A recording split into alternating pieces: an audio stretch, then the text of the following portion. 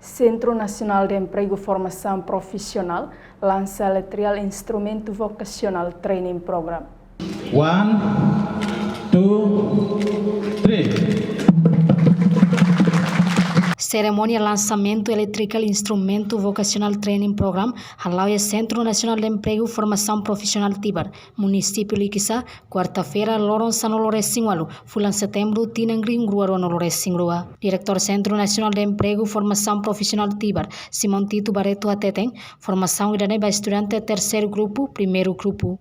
Grupo primeiro ia tinangri nguruasan olore sinen, no segundo grupo ia tinangri nguruasan olore singwalu, no terceiro grupo ia tinangri nguruaronolu. Além de ia tinangri nguruaronolu, Banhira Timor-Leste, afetado Covid-19, formação para terceiro grupo pendente tia.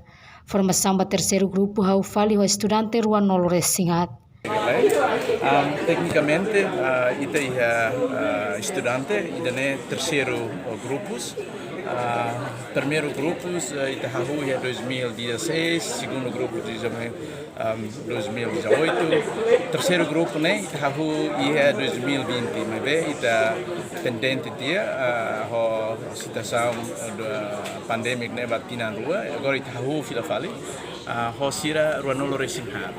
Fulan tolo primeiro, se aprende com fundamentais para a área eletricidade ou instrumentação, né, física, matemática, matéria ciência para ajuda sira hodi bele conhece cliente que tem ciência e a área eletrificação ou eletrônica Ni reafirma total orçamento neve oferece ba formação ne a moto $100 americanos rihuntolo. Agora, ida joint venture né, entre o Ministério, a negociação, ou o parceiro fornecedor de formação a nível internacional, né? Ba grupo todo, né? O tudo mais, hans o interno né, o orador apresentador sira, kata provolta 3 milhões ba programa ida. Durante fulantolo, formado sira se aprende com a eletricidade no instrumentação, física, matemática, a tua ajuda conhece clientes, ciência e eletrificação no eletrônica. Reportagem Celeste Jesus, Televisão Timor-Poste.